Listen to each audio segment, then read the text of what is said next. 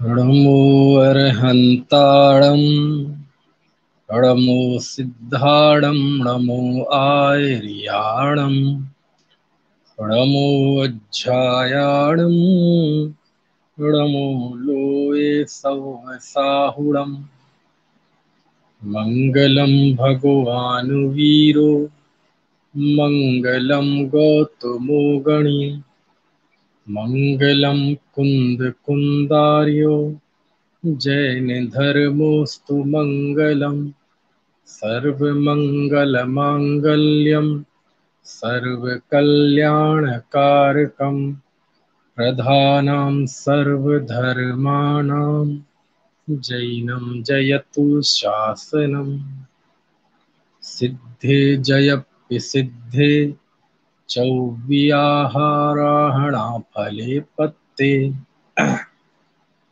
वन्दितारिहन्ते मोक्षम् आराहणाकमसो अर्हन्त भासियत्थं गणहर देवे हि गन्थियं सम्मं प्रणमामि भक्तियुक्तो सुदृढामहोदयं शिरसा।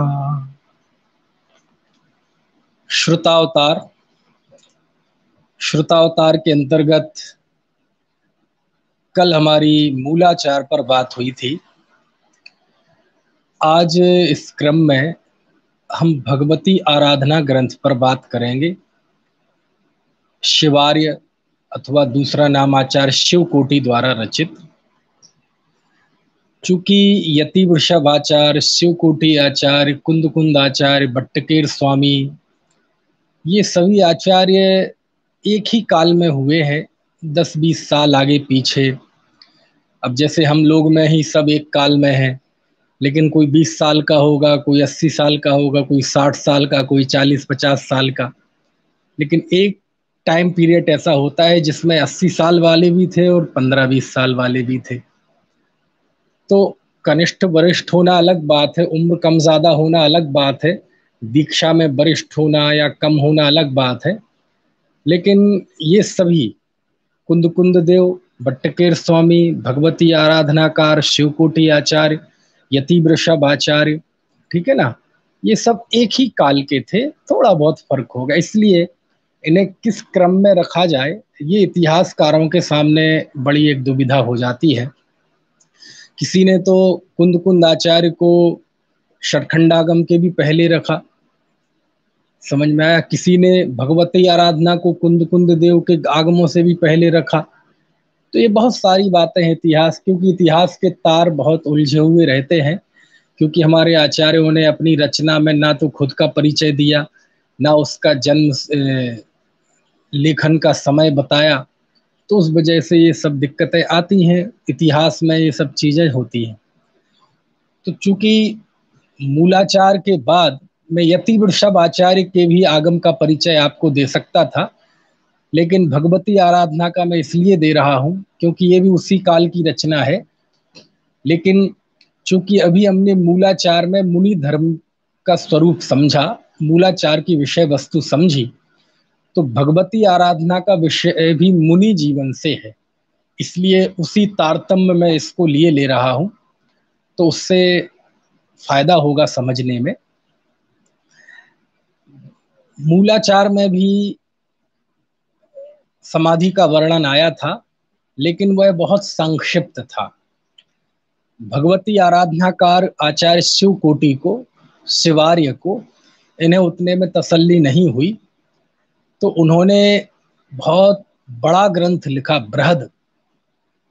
अभी तक जो हमने ग्रंथ पढ़े, इनमें कोई भी ग्रंथ इतना बड़ा नहीं था। कुंद देव के उपलब्ध जितने आगम हैं, उन सबको भी यदि मिला दिया जाए तो इतना बड़ा ग्रंथ तैयार नहीं होगा जितना ये भगवती आराधना है ना। समय सार की 415, है ना, प्रवचन सार की 275, और पंचास्तिका और नियम सार की गाथाएं मिला दो, और अष्टपाहुड़ की बारसाणु व्याख्या की मिला दो, तो भी 2200 गाथाएं नहीं होती। और इस भगवती आराधना में मेरे पास जो उपलब्ध ग्रंथ है, इसमें 2177 गाथाएं हैं। 2117, 2177 इतनी गाथाएं हैं। सोचो कितना बड़ा ग्रंथ है और प्राचीन है। प्राचीन मूलाचार भी है और प्राचीन भगवती आराधना भी है, लेकिन दोनों में फर्क है।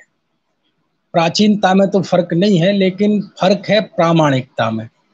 मूलाचार जितना प्रामाणिक और जितनी निर्दोष रचना मानी गई है, भगवती आराधना में वो प्रतिशत थोड़ा कम है, क्योंकि भगवती आराधना में कुछ ऐसी बातें भी जुड़ जाती हैं, वो बाद में जुड़ दी गई या सूत्रकार ने स्वयं जोड़ी, स्वयं लिखी थी, संदेह है।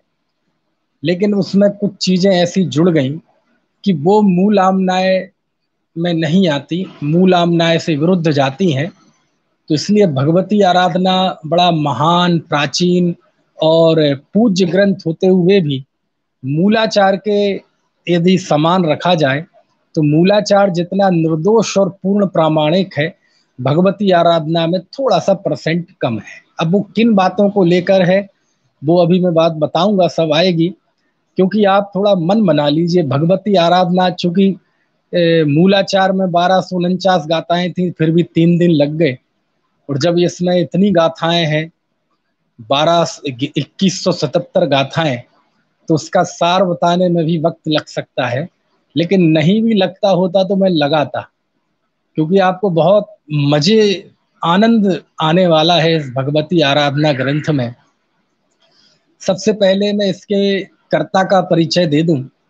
भगवती आराधना को आचार्य शिव कोटि ने लिखा है। इनका नाम तो शिवार्य था। इन्होंने अपने 3 गुरुओं को बिल्कुल आखिरी में याद किया है, जिन नंदी, सर्वगुप्त और मित्र नंदी, और इन सबको आर्य कहा है। आर्य जिन नंदी, आर्य सर्वगुप्त और आर्य मित्र नंदी। तो हो सकता है इसी गुरु उन्वय में ये रहे होंगे, तो इसलिए इनके नाम के आगे आर्य, वो उनके अन्वय मतलब संघ का सूचक होगा, और इनका नाम होगा शिव। तो आर्य शिव, शिवार्य, ऐसा नाम होगा इनका। अब शिव कोई भी हो सकता है, शिव कोटि, शिव कुमार, है ना, ऐसे जो भी हो। तो इनका मूल नाम शिव रहा होगा, आर्य इनका संघ का नाम, इस तरह इनका शिवार्य। लेकिन महापुराण में जिनसेन स्वामी ने इन्हें का शिव कोटि नाम से स्मरण किया, तो इस शिव कोटि नाम भी है। जो भी रहा हो, शिव कोटि आचार्य कहें, शिवार्य आचार्य कहें, है ना, इन्होंने इसकी रचना की। ये भी प्राकृत भाषा में है। अभी तक हमने जितने ग्रंथों का अध्ययन किया, वो सब सौर सैनी प्राकृत में थे। 5 प्रकार की प्राकृत मानी जाती है मोटे तौर पे: मागधी, अर्धमागधी, सौरसैनी, महाराष्ट्री और पैसाची। तो इन 5 प्रकार की प्राकृतों में जो श्वेतांबर आगम जो उपलब्ध है, उसकी मुख्यतः भाषा अर्धमागधी है, और दिगंबर जैनियों की भाषा सौरसैनी प्राकृत है। मूलाचार भी सौरसैनी प्राकृत था। कुंद कुंद देव का आगम भी मुख्यतः सौरसैनी प्राकृत में है, हालांकि अर्धमागधी का गहरा प्रभाव है। इतना जरूर है कि जब भी कोई आचार्य ऐसा लिखते हैं, तो ऐसा कोई सोच के नहीं लिखते कि मैं कोई सौरसैनी प्राकृत में लिख रहा हूँ या अर्धमागधी में लिख रहा हूँ, क्योंकि ये सब भेद वगैरह तो सब बाद में हुए। क्योंकि ये जन भाषा थी, और जन भाषा के विषय में बहुत हार्ड एंड फास्ट कोई टीका टिप्पणी नहीं की जा सकती, है ना। अब देखो, सागर दमोह का क्षेत्र बुंदेली है, जबलपुर बघेलखंड है, भोपाल वो वहाँ मालवा में आ जाता है, यहाँ आए आगरा, भरतपुर, ये ब्रज का क्षेत्र है, मथुरा का। लेकिन ऐसे बहुत सारे शब्द, ऐसे बोलने के बहुत सारे अंदाज होंगे कि इन चारों में बड़ी सिमिलरिटी होगी। कन्नौजी, ब्रज, इन सब में बहुत समानताएं होंगी, कई बात को लेकर हैं, मतलब होंगी नहीं है, क्यों, सब जन भाषाएं हैं, तो बोलियों में ये सब होता है। कुंद कुंद देव कहाँ, दक्षिण भारत में थे, पोन्नूर मलई, है ना, वहां उन्हें 84 पहाड़ों की रचना की। अब आप बोलो उत्तर सुदूर दक्षिण में आचार्य की जो प्राकृत भाषा थी, वो सौरसैनी प्राकृत यानी यहाँ आगरा मथुरा के यहाँ जो शूरसेन प्रांत है ना, वहां की प्राकृत थी। यदि अर्धमागधी का अंश भी देखा जाए तो अर्धमागधी, समझ में आए ना, वो भी यूपी का ही इलाका है। तो ऐसे कोई आचार्य सोच के नहीं लिखते कि मैं अर्धमागधी में लिख रहा हूँ या शौरसेनी में लिख रहा हूँ, ना उन्होंने ऐसा कोई उल्लेख किया। वो जिस प्राकृत है ना, जो उन्हें प्राकृत समझी थी, पढ़ी थी, सीखी थी, उसमें उन्होंने लिख दिया। यही कारण है कि कोई एक ऐसी रचना मिलना बहुत मुश्किल है जिसको कहा जाए कि ये शुद्ध शौरसेनी की है अथवा शुद्ध है ना अर्धमागधी की है। वो सब आपस में कुछ ना कुछ मिश्रण होता ही है। तो ये भगवती आराधना भी शौरसेनी प्राकृत भाषा में है। और इनके विषय में बहुत सारी बातें हैं। चूंकि बट्टकेर आचार्य का तो ये था कि उनका किसी गुरुवाली में, पट्टावली में नाम नहीं मिलता है ना, लेकिन शिवकोटि आचार्य का नाम तो मिलता है। लेकिन इनके विषय में जो चर्चाएं हैं वो इतनी उलझी हुई हैं। जैसे एक कहानी के अनुसार और एक दूसरे उल्लेख के अनुसार इनको समंतभद्र आचार्य का शिष्य माना गया है, लेकिन वो सही नहीं बैठता। क्योंकि जब शिवकोटि आचार्य यदि समंतभद्र आचार्य के शिष्य होते तो इतने महान आचार्य का कहीं नाम तो लेते, है ना। और नाम लिया है तो जिनका लिया है, जिन नंदी, सरगुप्त और मित्रनंदी, जिनका नाम उन्होंने खुद लिया है, उनके कहीं उल्लेख नहीं है किसी गुरुवाली में, पट्टावली में। और जिनका शिष्य ने कहा गया उनके बारे में उन्होंने खुद जिक्र नहीं किया। तो आखिर ये किनके शिष्य रहे होंगे? तो इसमें इन तीन नामों में एक सर्वगुप्त का तो उल्लेख आता है। इन सर्वगुप्त का उल्लेख एक शक्टायन हुए हैं। इन शक्टायन ने जो व्याकरण लिखा है उसमें उन्होंने सर्वगुप्त की तारीफ की है ना। और ये सर्वगुप्त तो हो सकता है इनके गुरु रहे हों। एक संभावना इसलिए भी ये मानी जाती है क्योंकि शक्टायन यापनीय संघ के थे, और तो स्वाभाविक है सर्वगुप्त भी यापनीय संघ के रहे होंगे। और उनके शिष्य ये शिवकोटि पर भी यापनीय संघ का प्रभाव स्वीकार किया गया है ना। इस भगवती आराधना के जो टीकाकार हैं अपराजित सूरी, जिन्होंने विजयोदया टीका लिखी, उस पे भी वो भी यापनीय थे। सदाशिव दास जी ने तो भाषा वचनिका में उन्हें श्वेतांबरी लिख दिया। शायद उन्हें यापनीय संघ का परिचय नहीं हुआ था, उस समय इतने शोध वगैरह भी नहीं हुए थे, तो उन्होंने तो अपराजित सूरी को श्वेतांबरी लिख दिया, है ना। तो शिवकोटि के विषय में ये माना जाता है कि ये यापनीय थे। अब यहाँ एक प्रश्न उठता है, यापनीय होता क्या है? हमने तो दो ही सुने थे, श्वेतांबर, दिगंबर। हाँ, मुख्य तो ये दो ही भेद हुए थे, श्वेतांबर, दिगंबर। लेकिन श्वेतांबर दिगंबर पैदा हुए तो स्वाभाविक है हर काल में कुछ सुधारवादी, कुछ उदारवादी, कुछ समझौतावादी, कुछ नरम दल के, कुछ गरम दल के, ये सारी चीजें सदाकाल सर्वत्र पाई जाती हैं। तो जब ये दिगंबर श्वेतांबरों में बंटवारा हो गया, दो बिल्कुल अलग अलग संघ बन गए, विभाजन बन गई, आमनाएं बन गई, तो जरूर कुछ ऐसे लोग रहे कि जो थोड़े समझौतावादी थे, जो थोड़े दोनों धाराओं के बीच में खड़े थे। समझ में आए ना, दो नाव में सवारी। अब थोड़ा जुमला ठीक नहीं है, लेकिन कहने का आशय यह है कि इस तरह की मान्यता भी रही होगी। और उसके बाद इसी मनोभाव के चलते एक संघ की उत्पत्ति हुई, उसे ही कहते थे यापनीय संघ। और ये यापनीय संघ का बड़ा रहा जी, बहुत बड़ा संघ था, इसका बहुत प्रभाव था क्योंकि समझौतावादी था। और इस यापनीय संघ की जो आचार्य संहिता तो इनकी दिगंबरों जैसी थी। ये यापनीय साधु नग्न रहते थे, करपात्री होते थे। इनके लिए खुद ही लिखा कि ये करपात्री, पाणिपात्री शिवकोटि आचार्य ने इसकी रचना की। तो पाणिपात्री ये श्वेतांबरों में तो होते नहीं, वो तो पात्रों में लेते हैं।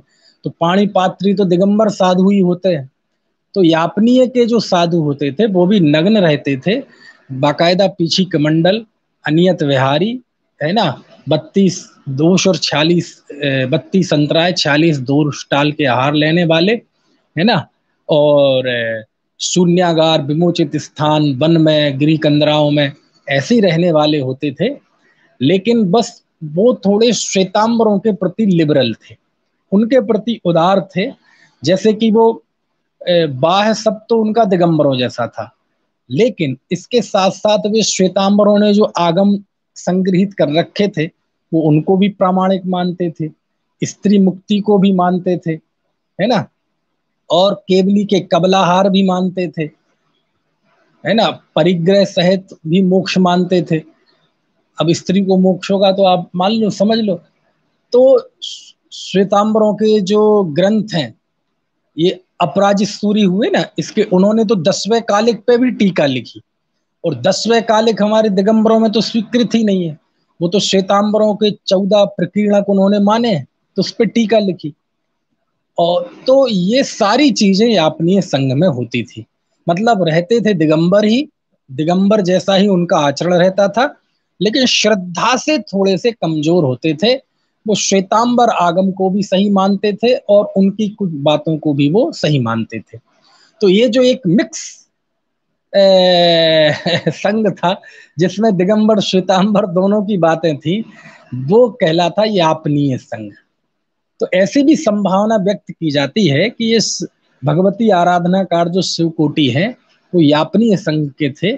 प्राचीन विद्वानों ने इन पर लेख लिखे हैं, काफी बातें लिखी हैं, है ना, और बाद में और कोई नई नई शोध हो जाए तो।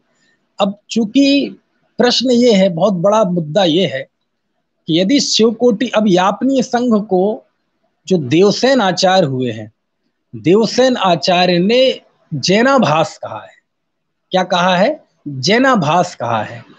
और उन्होंने खूब मतलब भर्त्सना की है ना, जैनाभास संघ के, यापनी संघ, काष्ठा संघ, है ना, माथुर संघ, द्राविड़ संघ, भिल्ल संघ, सबकी खूब भर्त्सना की है। तो प्रश्न ये है कि जिनसेन स्वामी, जो कि धवलाकार वीरसेन स्वामी के शिष्य थे, उन वीरसेन स्वामी के शिष्य जिनसेन स्वामी ने जब महापुराण लिखा, है ना, उनका आदि पुराणों का फिर शेष हिस्सा उनके शिष्य गुणधर स्वामी ने पूरा किया था। तो आदि पुराण की शुरुआत में आप जाएंगे तो शुरुआत में ही उन्होंने शिवकोटि आचार्य का स्मरण किया, उनकी वंदना की। अब प्रश्न, यदि वो यापनीय है तो महापुराणकार जिनसेन स्वामी उनकी वंदना कैसे करते हैं?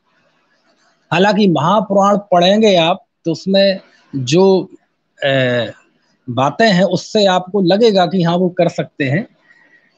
तो शायद ऐसा रहा हो कि पहले बहुत सारी चीजों को लेके हमारे आचार्य परंपरा में ये रहा हो कि सबका पुण्य स्मरण करो, भले ही थोड़े बहुत कोई मतभेद रहे हो, लेकिन मतभेद भुला के कम से कम थे तो वो भी दिगंबर ही ना, मतलब दिगंबर रहते थे, निर्दोष चर्या पालन करते थे, वन घमंड में रहते थे, गृहस्थों से दूर रहते थे। ये बात जो भी रहा हो, उनकी सोच जो भी रही हो, यदि यापनी है तो उन्होंने वंदना क्यों की? जिनसेन स्वामी ने उनको स्मरण क्यों किया? उन्होंने लिखा, देखो, सीति भूतम जगद्यस्य वाचाराध्य चतुष्टयम मोक्ष मार्ग सयापायान शिव कोटि मुनीश्वर, ऐसा उन्होंने स्मरण किया। ठीक है, जो भी रहा हो, कुल मिला के ये है कि यापनीय संघ की छाया अभी शिवकोटि आचार्य पे है। उससे मुक्त हम चाहते हैं, उससे मुक्त हो जाए, नए नए शोध हों, लेकिन मुझे लगता नहीं हो पाएंगे, क्योंकि भगवती आराधना में कुछ बातें ऐसी हैं कि जो बातें यापनीय होने की संभावना प्रबल करती हैं। जैसे कि मैं बताऊं, पहली तो यही है कि उन्होंने जिनका नाम लिया सर्वगुप्ती, वो सर्वगुप्त का जो नाम मिलता है वो शक्टायन ने लिया है, और शक्टायन यापनीय थे। इसके टीकाकार अपराजित सूरी भी यापनीय सिद्ध होते हैं। इसके अलावा, चलो ये तो बाहर की बातें हो गई, अब थोड़ा अंदर जाएं हम भगवती आराधना में। तो भगवती आराधना में कुछ बातें ऐसी हैं, वो बाद में मिक्स हो गई, क्या है कुछ पता नहीं। हालांकि कई बार लगती तो है कि ये मिक्सिंग सी लग रही है इनका, यदि गाथाएं हटा भी दिया जाए तो कोई खास फर्क नहीं पड़ेगा। जैसे एक बात इसमें ये आई है कि जब सल्लेखना लेते हैं मुनिराज और 48 मुनि उनकी सेवा करते हैं, उत्कृष्ट 48 से कम भी होते हैं, कम से कम तो उत्कृष्ट 48, तो उसमें उन्होंने एक विधान लिखा कि अब जिनकी समाधि हो गई वो तो चल नहीं सकते, वो तो उनकी तो सामर्थ्य नहीं है, उनका तो दृष्टि बल जंघा बल सब वीक हो चुका है, तो ऐसे में आहार कैसे लेंगे। तो उसमें एक विधान बताया कि 4 साधु जाते हैं, वो आहार लाते हैं, वो आहार लाके उनका संरक्षण करते हैं और वो आहार कराते हैं। तो ये उसमें विधान बताया। तो ये मूलामनाय के बिल्कुल विरुद्ध है, क्योंकि ये श्वेतांबरों में होता है कि उनके साधु जाते हैं श्रावकों के घर पे और वो भोजन लाते हैं, और जाएंगे तो लाएंगे काय में, साधु नग्न साधु करपात्री, तो बर्तन रखने पड़ेंगे, तो बर्तन में लाएंगे, तो ये भी श्वेतांबरों में ही चलता है। तो एक ये बात मूलाम नायके से मेल नहीं खाता भगवती आराधना की। अब बहुत बड़ा ग्रंथ है ना, 2200 गा, अब जिसमें 2177 गाथाएं हों और 2000 साल पुराना ग्रंथ हो और सैकड़ों बार ये लिपि बनी होगी इसकी, है ना, तो स्वाभाविक है बहुत कुछ हो सकता है, बहुत संभावनाएं उसमें हो सकती हैं। जितना प्राचीन ग्रंथ, जितना बड़ा ग्रंथ, उसमें संभावनाएं भी मिक्सिंग की बहुत ज्यादा हो जाती है, मिलावट की। लेकिन जो भी रहा हो, अभी हम यही मान के चलेंगे कि जो हमारे पास है उसकी सब गाथाएं उनकी लिखी हुई है, और यदि लिखी हुई हैं तो उसमें ये बात जो है वह मूल आमनाय से मेल नहीं खाती। दूसरा, जब समाधि का प्रसंग, उसमें एक दो चीजें बड़ी विचित्र सी हैं, समाधि की क्रियाएं की, उनके बाद की, वो आएगा, मौका आएगा तो मैं बताऊंगा कि जब मध्यम, मतलब ऐसे नक्षत्र बताए हैं कि इस नक्षत्र में जब होता है तो एक साधु की मृत्यु होती है, इस नक्षत्र में होता है तो 2 साधु की मृत्यु होती है, तो उससे बचाने के लिए एक प्रतीक रूप में घास फूस का एक पुतला बना देते हैं और उसकी मतलब क्रिया करते हैं कि इस रूप में कि एक साधु की ये मृत्यु हो गई, ताकि संघ में किसी दूसरे साधु की मृत्यु ना हो। अब ये चीज भी पता नहीं कैसे कहाँ घुस गई, है ना, क्योंकि इस तरह की चीज तो मुझे लगता है दिगंबरों में भी नहीं है, श्वेतांबरों में भी नहीं होगी, तो जब यापनी में कैसे आ जाएगी। जो भी रहा हो, मतलब अभी करेंगे अपन इस पे बात करेंगे, शोध, अभी तो मैं केवल आपको जिज्ञासा पैदा कर रहा हूं कि ये सब बातें उसमें हैं, और भी हैं, जब पढ़ेंगे तो मैं बताऊंगा। ये 2 दृष्टांत तो केवल मैंने इसलिए दिए कि बता दूं कि भगवती आराधना के विषय में जो थोड़ी खाना काना फूसी चलती है उसका कारण क्या है, लेकिन इन चीजों को गौण कर दिया जाए और भगवती आराधना की जो मूल भावना और मूल संवेदना देखी जाए, तो ये भगवती आराधना सच में बहुत महान ग्रंथ है। और मुझे लगता है ये विश्व का अकेला ऐसा ग्रंथ है जो मृत्यु पर लिखा गया। किस पर लिखा गया? मृत्यु पर लिखा गया, मरण पर लिखा गया। आप बताओ कोई विश्व का ऐसा कोई प्राचीन ग्रंथ हो जो मौत पर लिखा गया हो? नहीं लिखा गया। क्यों?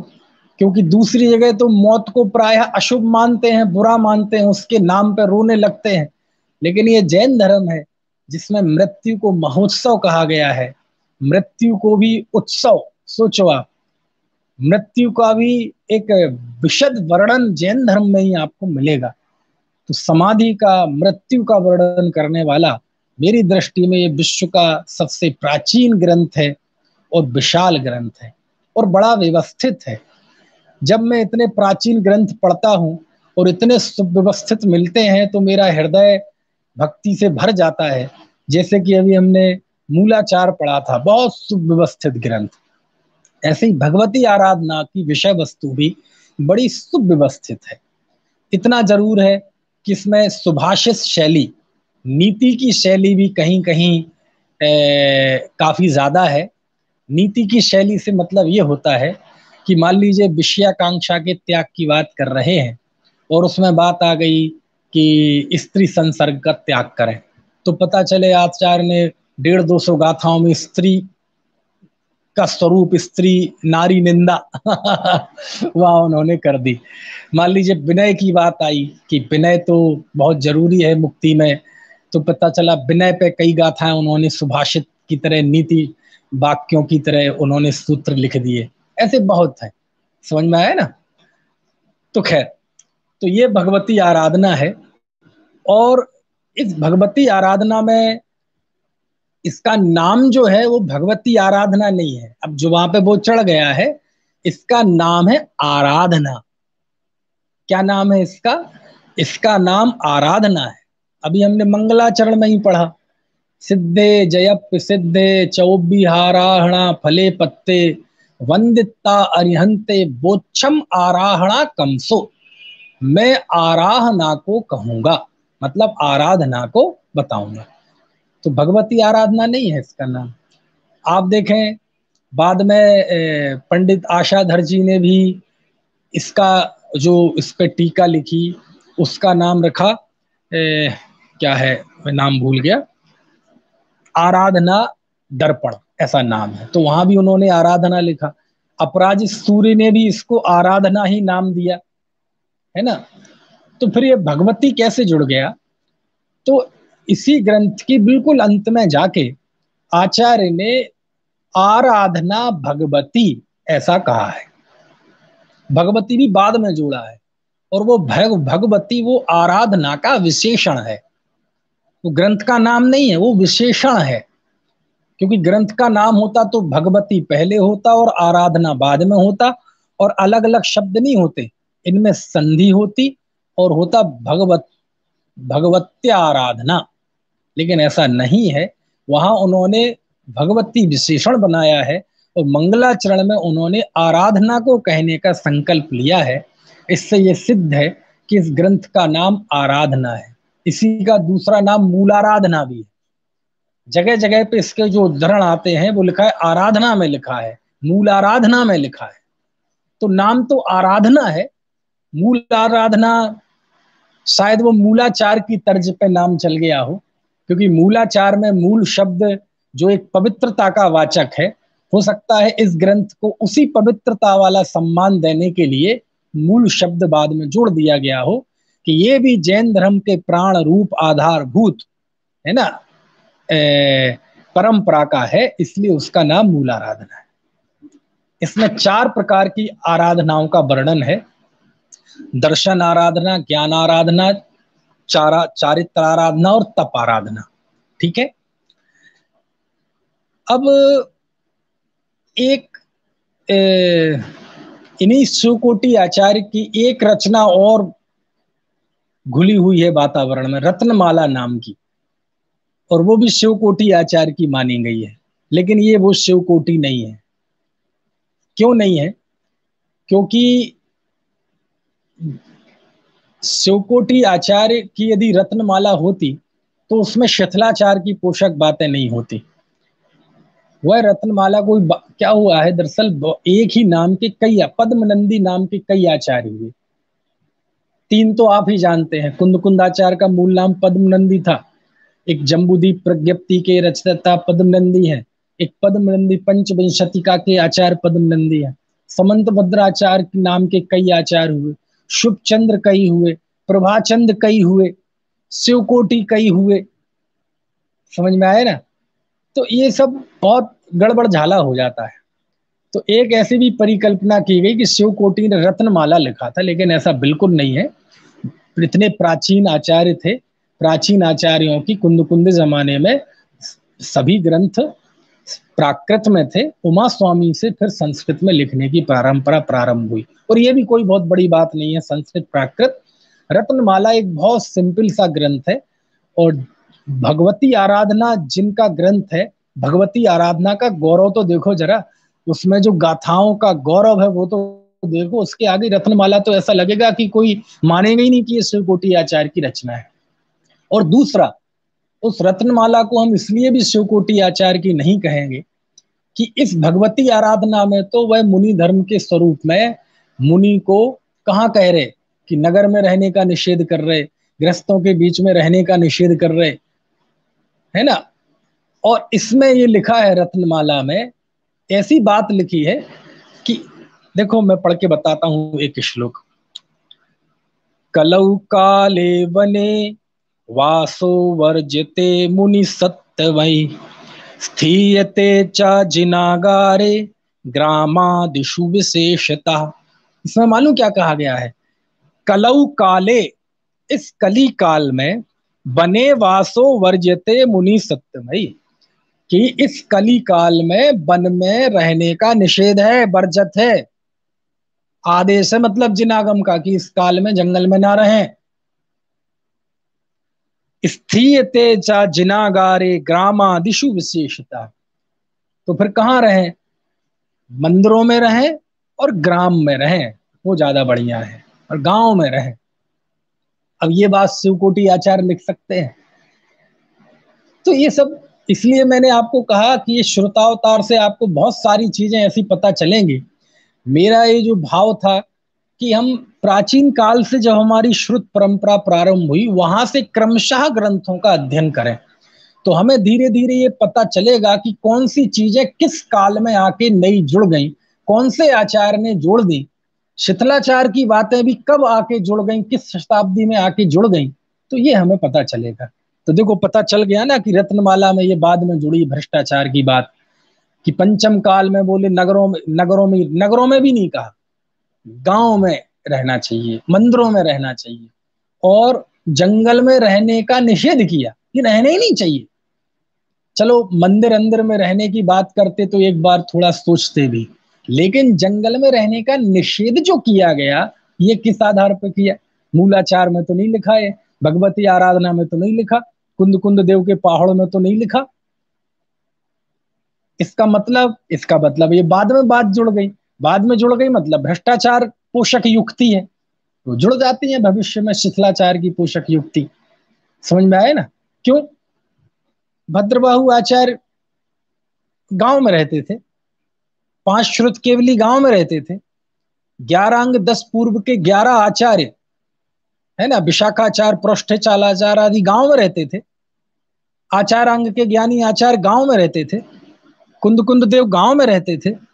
आज भी जहां कुंद कुंद देव विहार करते थे, पोन्नूर मलई चले जाइए, आज भी जंगल है वहां, आज भी जंगल है।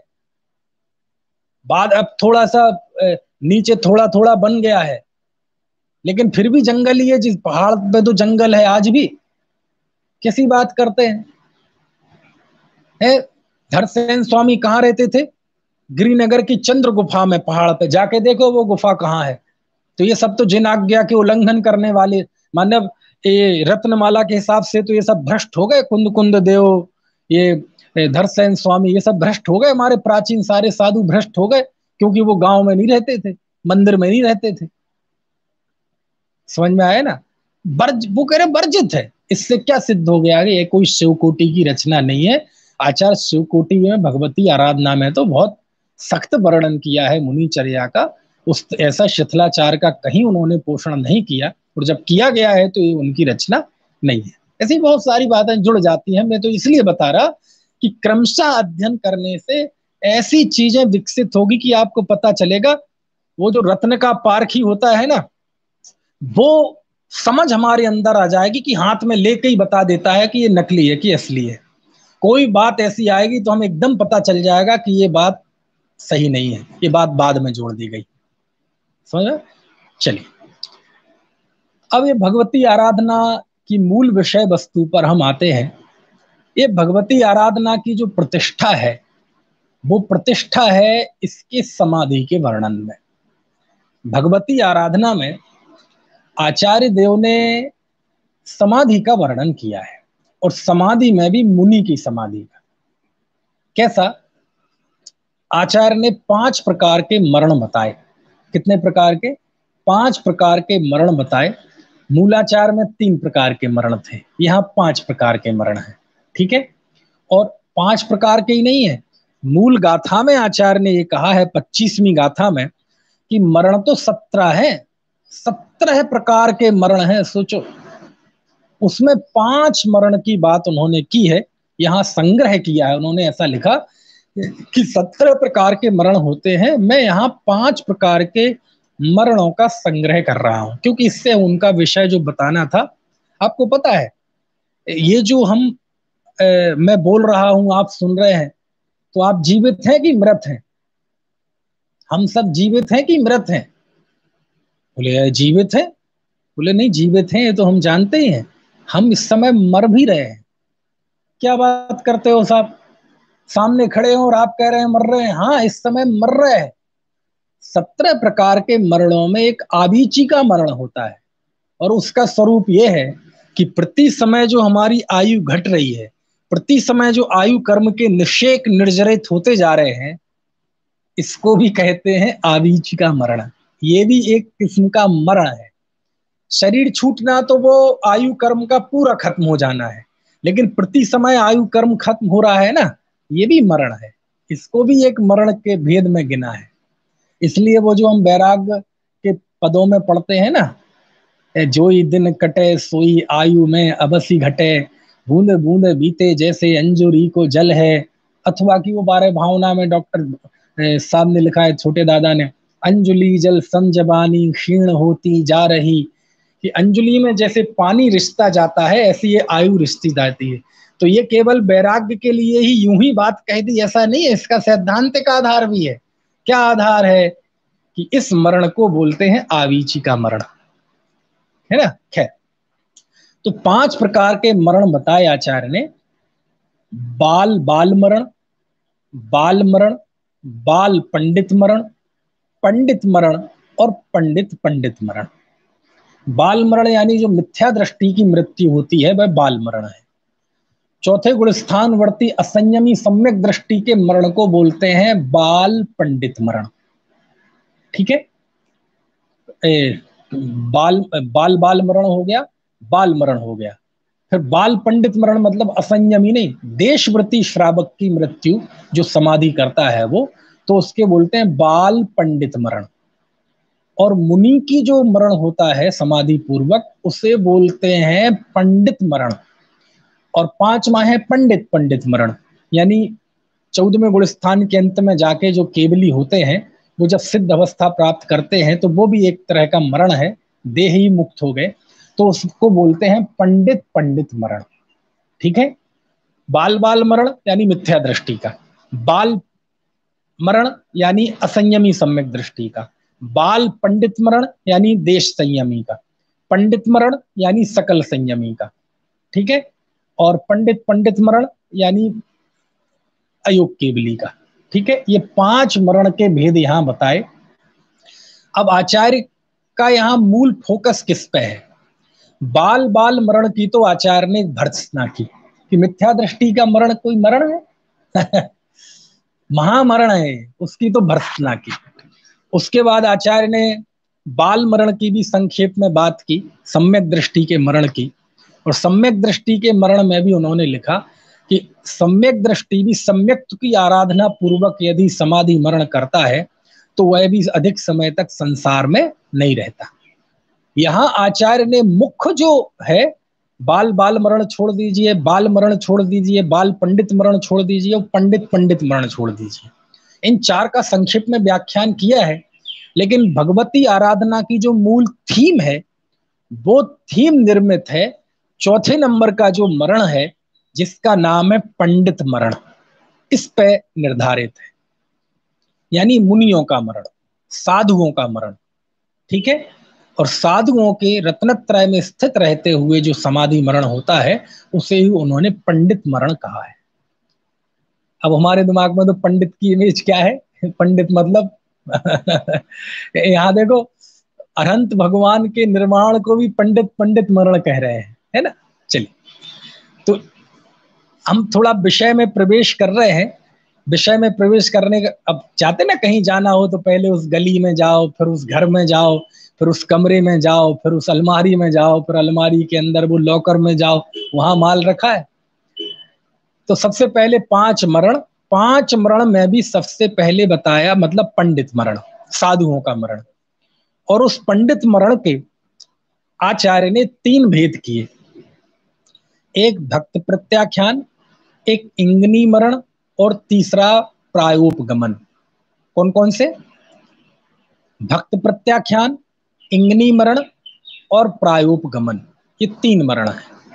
अब इन 3 मरण में भी दूसरा जो मरण होता है इंगनी मरण, वो यहां मुख्य रूप से उसका विवेचन नहीं है थोड़ा, लेकिन भगवती आराधना की जो मूल थीम मैं बता दूं, अभी इंगनी मरण भूल जाइए आप, अभी प्रायोपगमन मरण भूल जाइए। इसमें तो क्या होता है, प्रायोपगमन मरण तो ऐसा होता है कि ना वो मुनि खुद अपनी बैया वृत्ति करते हैं ना दूसरे से कराते हैं।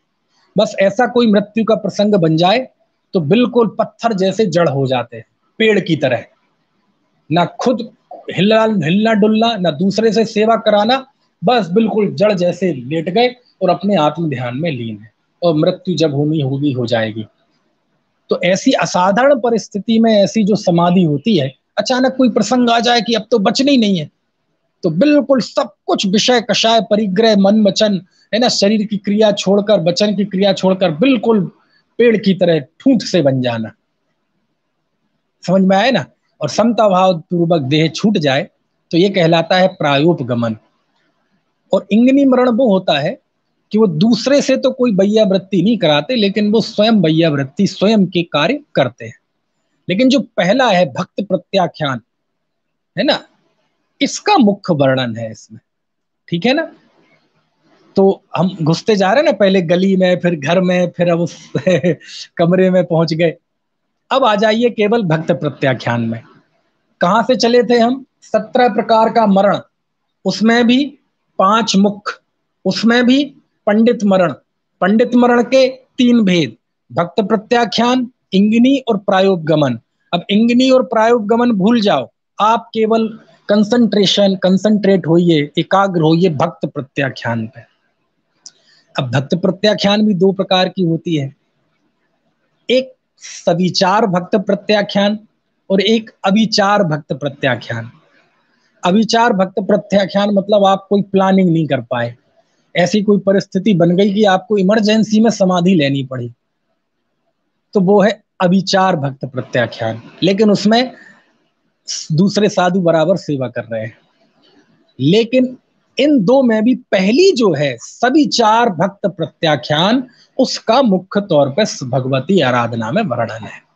ये सविचार भक्त प्रत्याख्यान यानी आप बाकायदा पूरी प्लानिंग से, पूरा सोचकर, द्रव्य क्षेत्र काल भाव स्वयं की शक्ति सबका विचार करके आप पूरी योजनाबद्ध तरीके से समाधि अंगीकार करते हैं, ये कहलाती है सविचार, विचार सहित भक्त प्रतिज्ञा, भक्त प्रत्याख्यान।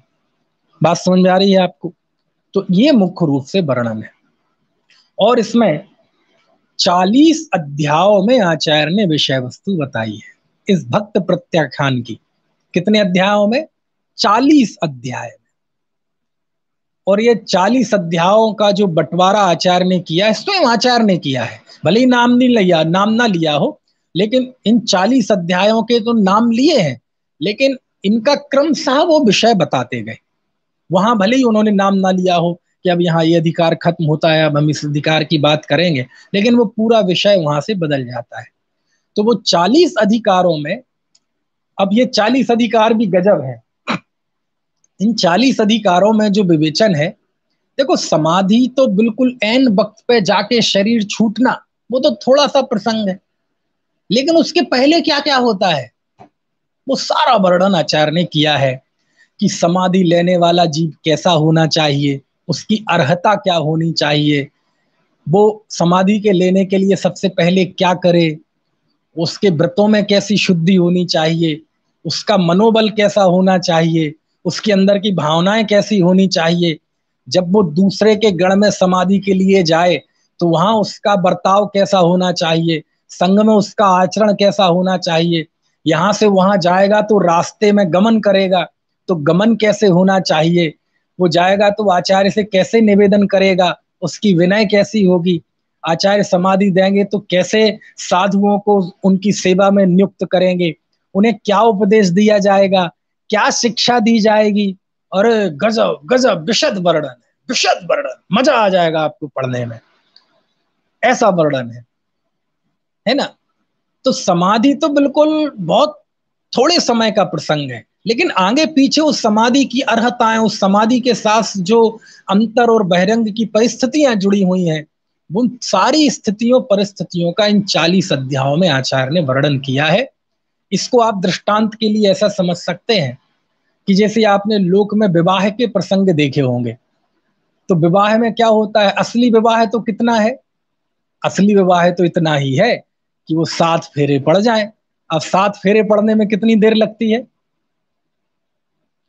10 मिनट 15 मिनट, इससे ज्यादा क्या लगेगी भाई। 6 फेरे तो एक साथ पड़ जाते हैं, फिर 7वें फेरे के बाद बिठालते हैं कि अभी भी भाई शादी हुई नहीं है, अभी भी कुछ नहीं बिगड़ा है, अभी भी यदि कबूल है तो 7वां फेरा पड़ा है, और नहीं है तो मना कर दो, कुछ नहीं बिगड़ा अभी, नहीं तो फिर बिगड़ तो रहा ही है।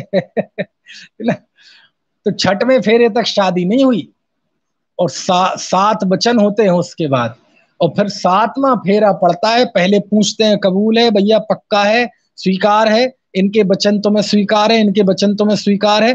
और जब ये प्रक्रिया हो जाती है तो कहते हैं फाइनल फेरा पड़ता है 7वां। तो 7वां फेरा पड़ा और शादी हो गई, ठीक है, अब वो विवाहित हो गए दोनों। तो 7वां फेरा पड़ने में कितनी देर लगी, 1 मिनट, और पूरे 7 फेरे ही लगा लो चलो तो कितनी देर, 10 मिनट। तो शादी तो बस उतने का नाम है, 10 मिनट का। फिर बाकी, अरे शादी की तैयारी होती है, होती कि नहीं, पहले सगाई, लड़का देखते हैं, सगाई करते हैं, फिर विवाह करते हैं, है ना।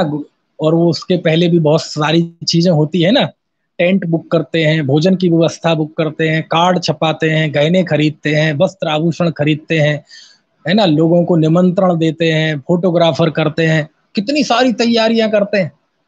बड़ा शहर हो, बड़ा आदमी हो तो बड़ी, गांव हो, कमजोर आदमी हो तो उस हिसाब से, लेकिन सब अपने अपने हिसाब से करते हैं।